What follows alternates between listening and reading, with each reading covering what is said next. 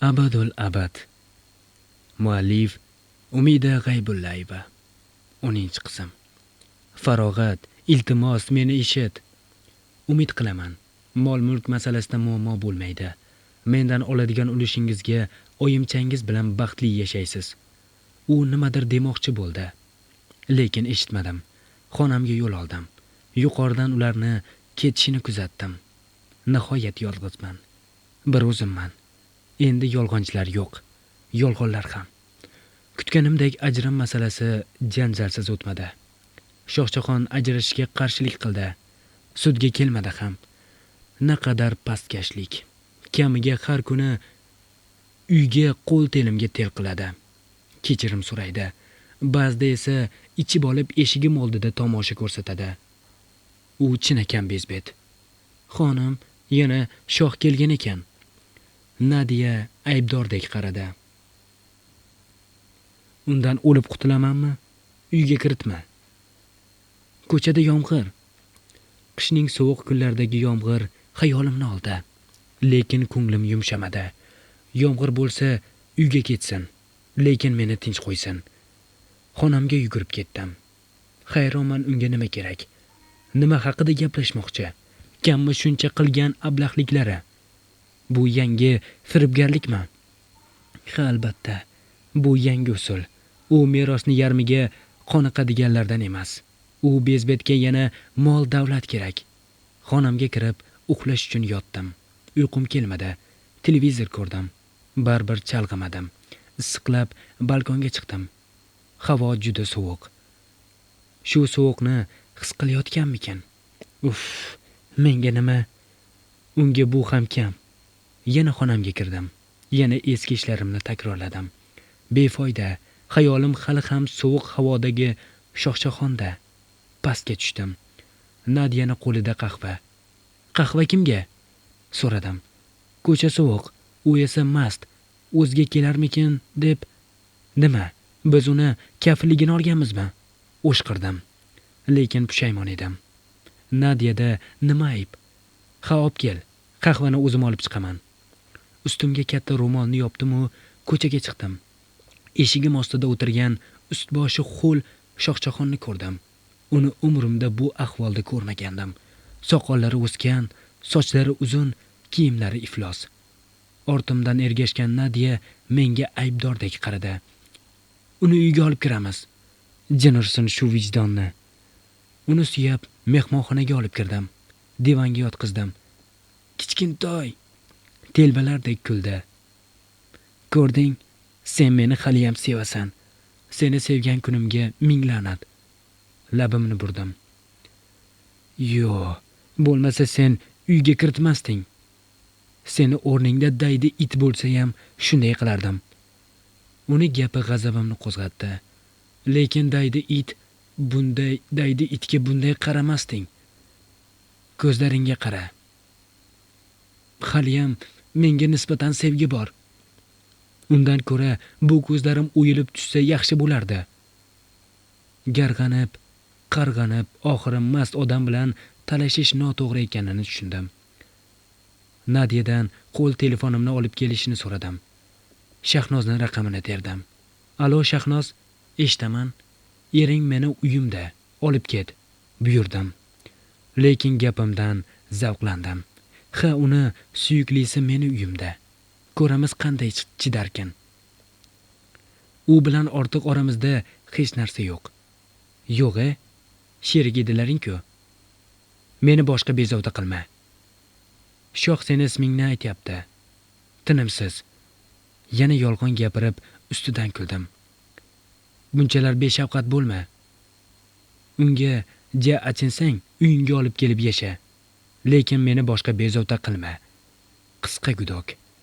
Va bunaqasini kutmagandim. Nahotki Kashshay va uni jodugari ajrashgan bo'lsa? Zo'r-ku. O'zimni g'olibligimdan o'zim g'ururlandim. Lekin baribir ehtiyot bo'lish kerak. Axir bu ikkisi tufayli hali hamon bir qo'lim ishlamaydi. Ular xavfli insonlar. Telefonni olib Hoji akani raqamini terdim. Men yangi hayot boshlamoqchiman. Yangi hayot. Unda yolg'onlar, firibgarlar bo'lmaydi. Shahnozga o'xshagan, Shohjahonga o'xshagan. Unda faqat yaxshi insonlar bo'ladi. Yaxshilar. Abdulqodir va Mannon amakimga o'xshagan yaxshi insonlar. Yaxshi hamki ular bor. Qisqa vaqt ichida qarindoshimga aylangandek bo'ldi. Menga tijoratni, odamlarni qanday ishlatishni va o'z haqqimni ajratishni o'rgatishdi. Oilaviy biznesimizni ijaraga ularga topshirdim. Ular tushgan foydani teng yarmini menga ajratishadi. To'g'ri, bu biroz noto'g'ri, lekin vaqtincha shunga ko'nishim kerak. Baribir biznesga tushunmayman. Bu do'kon va restoran ijarasiniki. Abdulqodir amakim pullarni uzatdi. Rahmat. Pullarni oldim. Sinchiklab tikildim. Oddiy qog'oz.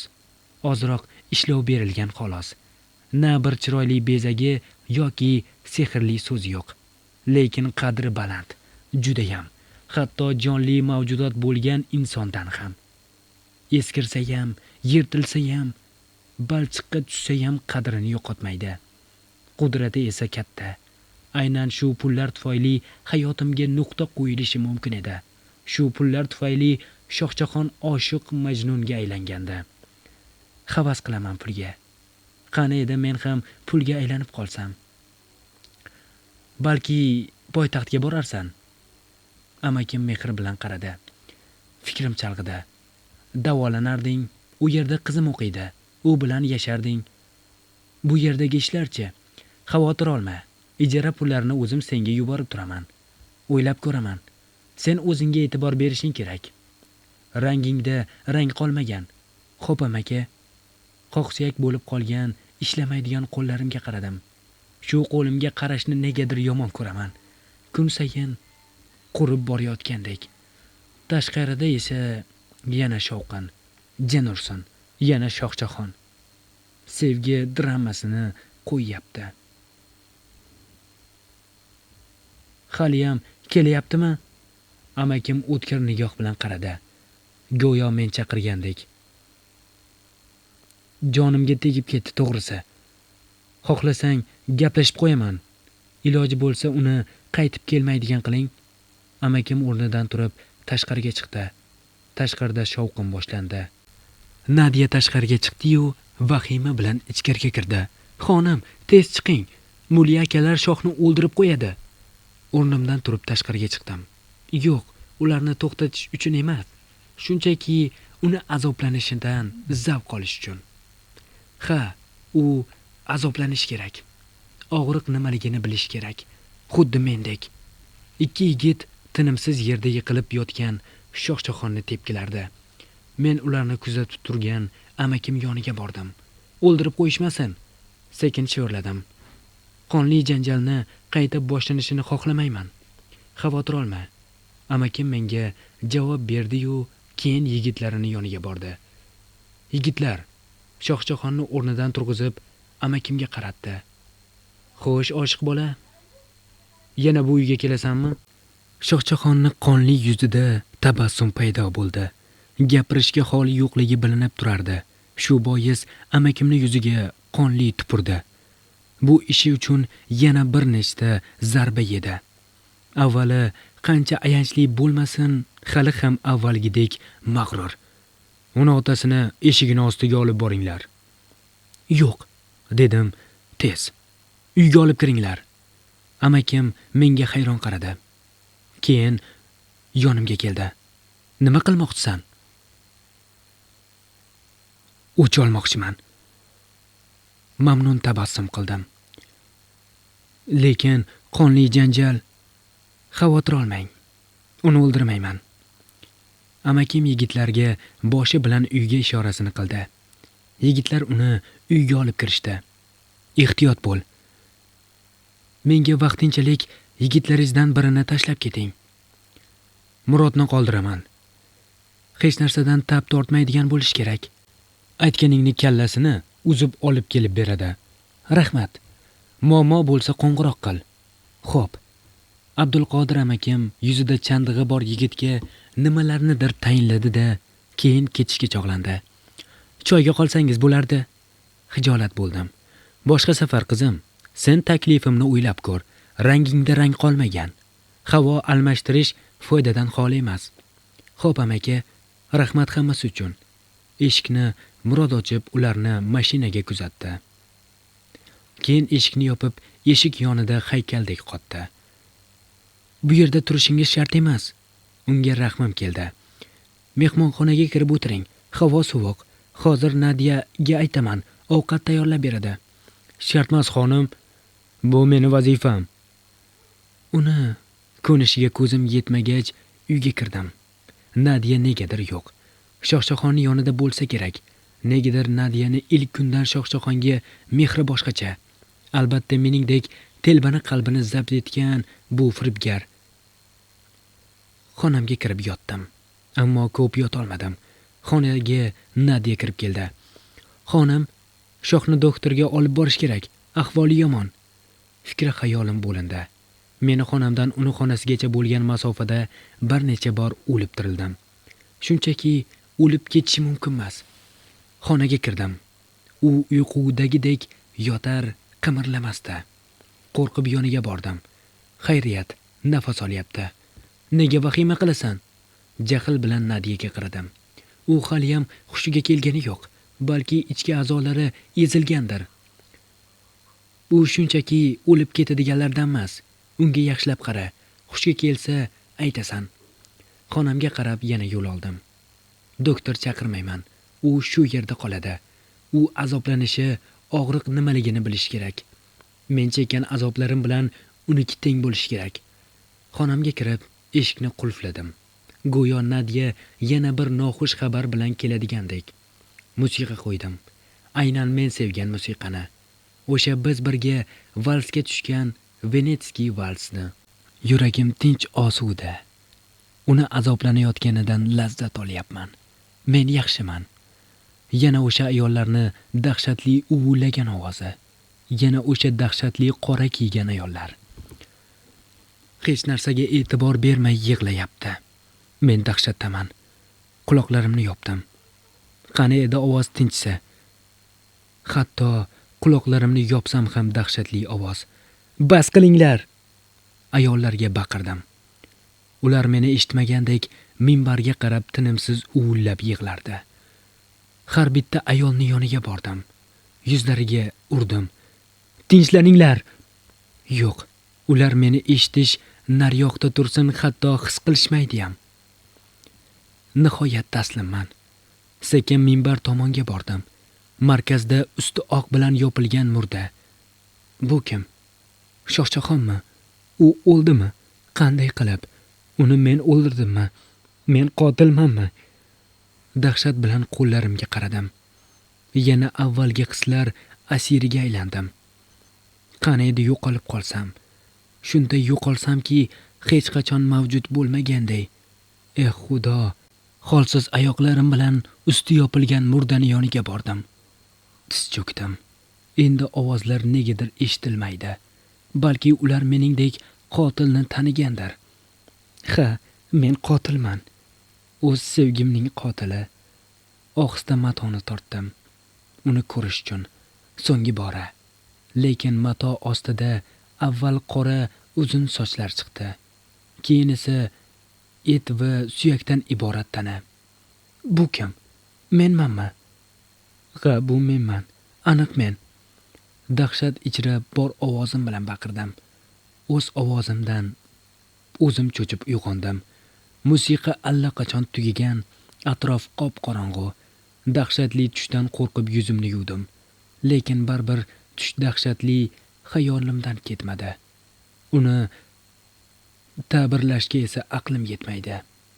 Soat tongi 5dan 25 daqiqa o'tgan. Xonadan chiqib, Shohshoxonni xonasiga bordim. U haliyam uyquda. Yonida esa Nadiya o'tirgancha uxlab qolgan. Nadiya, Nadiya. Sekin uyg'otdim. U uyqusirab ko'zini ochdi. Telefonimni olib kel, doktor chaqiramiz. U o'ziga keldi. Sekin shivirladi. Baribir doktor chaqiramiz. Ha, men ularga o'xshagan beyurak emasman. Menda yurak bor. Men hech qachon kimnidir o'lishini jim kuzatmayman. Uni kasalxonaga olib borib tekshirmagunimizcha biror narsa deya olmayman. Doktor uni tekshirib menga ta'kidladi. U yashaydimi? Sovuqqina qilib so'radim. Albatta, lekin oyog'i lat yegan. Gips kerak. Ajoyib. Demak, uni oyog'i vaqtincha ishlamaydi. Ketishingiz mumkin. Nadia, ularni kuzat. Doktor menga g'alati qarab qo'ydi-yu, keyin Nadiaga ergashdi. Men yana xonamga yo'l oldim. Endi men shunaqa reja tuzishim kerakki, ham Shohjahon azoblansin, ham ajrimga rozi bo'lsin. Menda rejalar ko'p, lekin ularni amalga oshirishga ozgina berahm yurak kerak. Xotirjam va tinch uyqudan keyin tushda ko'zimni ochdim. Uy suv quygandek jimjit. Yuvinib chiqdim-u, pastga tushdim. Tushishim bilan Nadia qayerdandir paydo bo'ldi. Dasturxonni tuzashga tushdi. O'zing ovqatlandingmi? Sekin so'radim. Ha, xonim. Anavichi. Shohjahonni ishtahasi yo'q. Nima? Tentakmi u? Men undan Shohjahonni so'radimmi? Men qo'riqchini aytyapman. Jirkib berdim. Ha, ovqatlandi. Allaqachon. Unga yaxshilab qara. Ishi og'ir. Xo'p. Ovqatlanib oldim-u, tashqariga chiqdim. Naqadar chiroyli manzara. Kechasi qor yog'yapti. Yoshligimda qorbo'ron o'ynashni, qorbobo yasashni xohlardim. Lekin kelinoyilarim qo'ymasdi. Shamollab qolasan derdi. Endi esa o'z erkim qo'limda. Lekin bunga ilojim yo'q. Meni faqat bir qo'lim ishlaydi xolos. Sekin borib ayvonning ustidagi qorni ushladim. Keyin ikkinchi qo'limga qo'ydim. Birinchi qo'limchalik sovuqni his qilmadi. Go'yo o'lgandek. Chap qo'l yurakka yaqin joylashar ekan. Balki bu yuragimdagi sevgi o'lganidan dalolatdir. Ulardan nafratlanaman. Ularni yomon ko'raman. Aynan ular tufayli endi tort pishira olmayman. Hattoki eplab yuvina olmayman. Yana yig'lab yubordim. Ahvolingiz tuzukmi? Jin ursin. Hovlida Murod borligini unutibman. Ha, tuzuk. Ko'z yoshlarimni artdim. Biror muammo bo'lsa ayting. Mayin ovozda gapirdi. Ko'rinishi besunaqay, yuzida esa qo'rqinchli chandig'i bor. Ko'rgan odam hayiqadi. Lekin hatto shunda ham muomala, yurak bor. Sovuq bo'lsa ichkariga kiring. Unga achindim. Vaziyat xavfli emas. Menga eshikni qo'riqlash buyurilgan.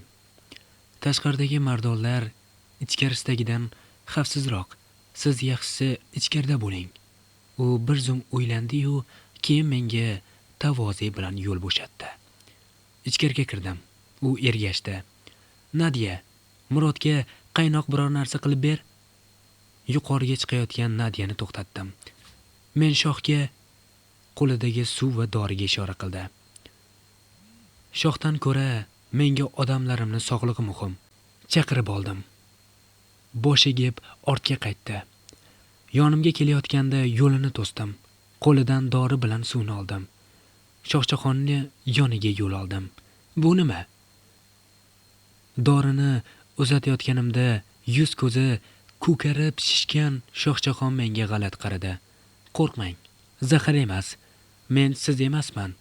Ojizlarni zaharlaydigan. Farog'at men yana eski yolg'onlar, eski va'dalar, meni sevgani va kech tushunib yetgani haqidagi haqiqatlar, tushunarsiz dalillar, umuman ma'no qolmagan so'zlar. Mendan imkon so'rayapsizmi? Uni yolg'onchi yuzlariga tikildim. Ha, bu safar xatoga yo'l qo'ymayman, va'da beraman. Meni chindan telba deb o'ylashyaptimi? Yana ishonadigan, meni o'ch olgim kelyapti. Judayam. Men endi telba emasman, o'zgarganman. Menga chiday olarmikinsiz?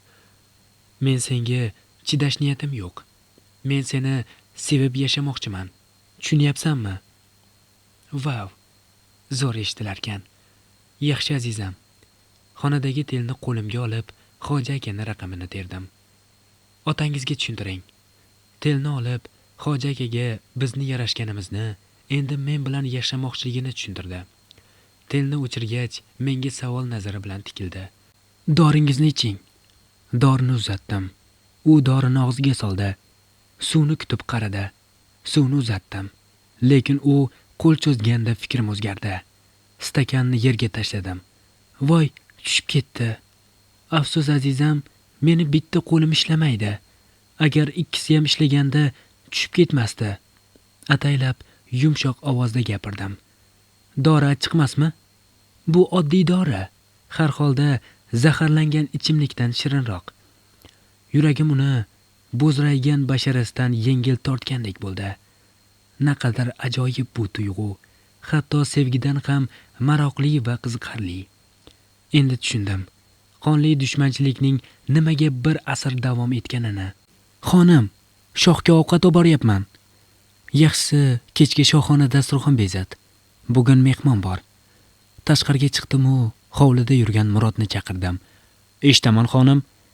Bir odamni olib kelishing kerak. Kimni? Ismi Shahnoza. Meni chindan sevasizmi? Ovqat boshiga o'tirgan Shohjahondan so'radim. Albatta. U qo'llarimdan ushladi. Shahnozni-chi? Jim bo'lib qoldi. Yuzi jiddiylashdi. Shahnoz meni o'tmishim.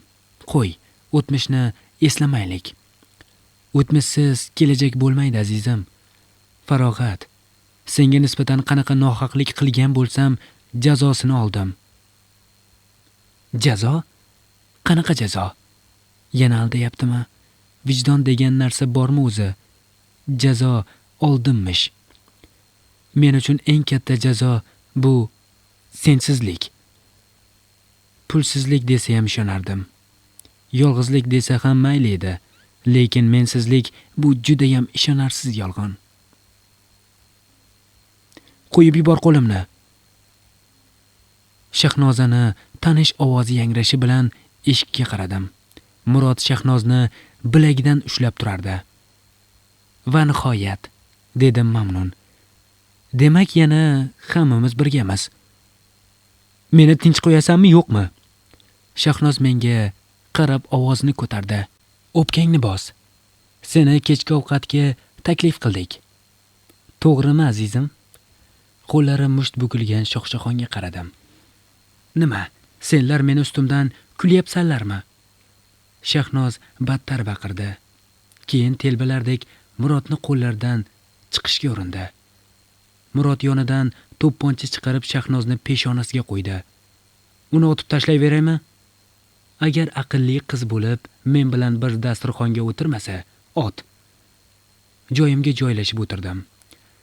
Shahnoz nafrat bilan bir menga, bir Murodga qaradi. Keyin noiloj dasturxon boshiga o'tirdi. Nadiya ovqatni dasturxonga olib keldi. Murod esa dasturxondan 10 qadam nariroqda turib oldi. Vau! Palov! Tuni bilan tuzgan rejamni amalga oshirishni boshladim. Shohjahon akam Shahnozni palovini yoqtirardi, lekin Nadiyaniki ham undan qolishmaydi. Nega jim turibsizlar? Boshlanglar. Ikkisi ham ayb ish qilib qo'ygan boladek qo'llarini stolni ustiga qo'ygancha qo'llarini tomosha qilib o'tirardi. Yoqimsiz sukunat boshlandi. Farog'at, nima qilmoqchisan? Nihoyat uzoq sukutdan keyin Shohjahon mendan so'radi. Sizni Shahnoz bilan aloqalaringiz tugaganiga ishonch hosil qilmoqchiman. Faqat shumi? Faqat shu. U bilan hammasi tugagan, dedi menga qarab. Shu gap rostmi, Shahnoz? Shahnozga yuzlandim. Rost. Tishlari orasidan shivirladi. Yaxshi, Murod. Murod menga qaradi. U bu kecha seniki. Nima? Shahnoz menga hayron qaradi. U bilan bugun xohlagan ishingni qilishing mumkin. Davom etdim. Ko'z oldimga esa Shohruxni menga tegajog'lik qilayotganida Shahnozni tomoshabin bo'lgani keldi. O'rnidan turib, qochishga shay bo'lgan Shahnozni bir hamlada Murod ushlab oldi. Bas qil. Shohjahon qo'lidagi qo'shiqni otib yuborib menga o'shqirdi. Nima bo'ldi, azizam? Siz unga befarq edingiz-ku, to'g'rimi? Bunchalik pastkashlikka borasan deb o'ylamagandim. Shohjahonni ko'zida ochiqdan ochiq nafratni ko'rdim. Pastkashlikni sizlardan o'rgandim. Men ham bo'sh kelmadim. Keyin Murodga yuzlandim. Boshla, mana shu yerda. Murod bir urinishda Shahnozni ustidagi ko'ylakni yirtib yubordi. Shohjahon esa cho'loqlanib Murodga tashlandi. Bir zarbadan yerga yiqildi. Xonim, ularni to'xtat. Nadiya qo'rquv bilan menga qaradi. O'zlarini tili bor, dedim u ovqatlanishga tushdim. Kechagina kaltaklangan Shohjahonni ojizligini ko'rish menga zavq bag'ishlardi negadir.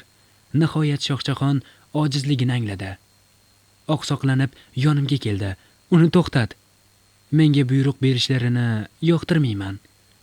Bee'tibor ovqatlanishda davom etdim. Iltimos, Farog'at, iltimos. Tiz cho'ksangiz o'ylab ko'raman. Takabburlik qildim. Shohjahon bir menga, bir tim yalang'och Shahnozga qaradi. Keyin esa tamom bo'lgan odamdek o'zini yerga tashladi. Iltimos, unday qilma. Tiz cho'kdi. Shahnoz uchun tiz cho'kdi. Shahnoz uchun. Chunki Shahnozni hali ham sevadi. Meni yana aldadingiz. Nafrat bilan unga qaradim. Yana. Men seni aldaganim yo'q. Farog'at, lekin bu ishing ham to'g'ri emas. Sen ham ayolsan. Bu narsani yaxshi bilasan. Iltimos, bas qil. Naqadar azob. Shohjahonni boshqa bir ayol uchun yalinishini tomosha qilish. Murod, ismini aytishim bilan Murod to'xtadi. Tinimsiz qaltirab yig'layotgan Shahnozni qo'yib yubordi. Yo'q, men to'xtatishni xohlamayman. Ular azoblanishi kerak. Bu nohaqlik. Shahnoz, asalam. Shahnozni yoniga bordim. O'zi kabi avval qalbini yaralab, keyin chiroyli gapirdim. Ahvoling yaxshimi? Hech narsa bo'lmadimi? Shahnoz qip-qizil ko'zlari bilan menga qaradi. Ko'zlarida nafrat, ojizlik, lekin aniq bilaman, u men sezgan azobni zarracha ham his qilayotgani yo'q. Senga yaxshi ustozlik qilibman, alam bilan shivirladi. Shogird ustozdan o'tmasa hisobmas. Kulib qo'ydim. Keyin Shohjahonga yuzlandim. Azizim, men bilan qolasizmi yoki u bilan ketasizmi? Shohjahon indamay o'rnidan turdi. Shahnozni yoniga keldi.